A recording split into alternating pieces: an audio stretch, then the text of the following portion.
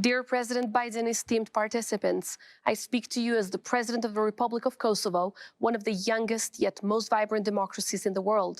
Kosovo will soon mark 14 years of independence, but we have fought authoritarian and genocidal regimes for much longer than that. Democracy is in the fabric of our society. It is deeply entrenched in our historic struggle for freedom and human rights. And as envisioned by our founding father, President Rugova, our republic stands strongly on three pillars: freedom, independence, and democracy. Kosovo today continues to thrive through free and fair elections with peaceful transitions of power, unfettered media freedoms, and the highest standards of human rights enshrined in our constitution. But democracy is never a finished or finite project. So today, I set out Kosovo's commitments for strengthening and nurturing our democracy to ensure it stands the test of time. We will, 1, strengthen the rule of law through the full implementation of the strategy on rule of law and a vetting process that will instill integrity, impartiality, and professionalism at the heart of our justice system.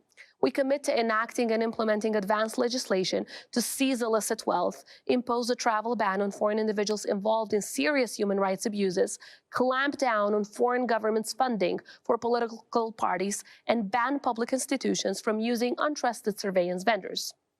2, bolster the role of women in our society by initiating proceedings to harmonize all relevant laws with the provisions of the law on gender equality to guarantee women's rightful place in public institutions and decision-making roles.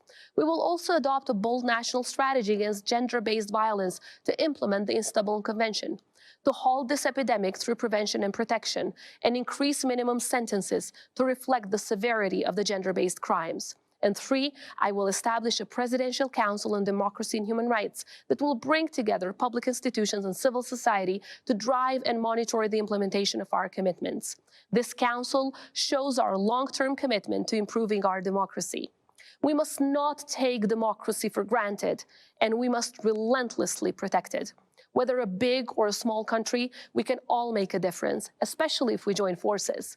We are therefore pledging to work with you all to deliver on our objectives, share best practices, counter Russian interference and propaganda, and promote peace around the world. In this spirit, I will host a global summit for women in peace and security in 2022 that will bring together leaders from around the world.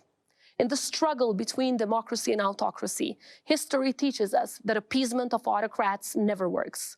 Today is more than a summit. It is our collective voice rejecting autocratic tendencies, and it is our collective voice standing up for democracy.